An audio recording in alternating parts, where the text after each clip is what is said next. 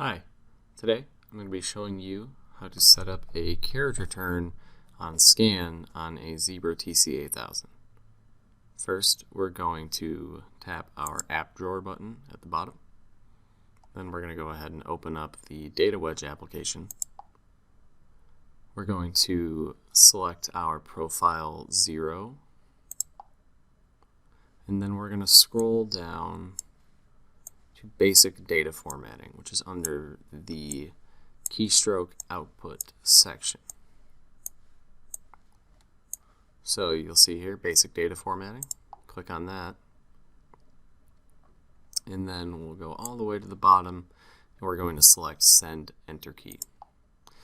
So now when you scan, it will allow you to have an automatic carriage return to go to the next field or submit whatever was scanned to your warehouse management system.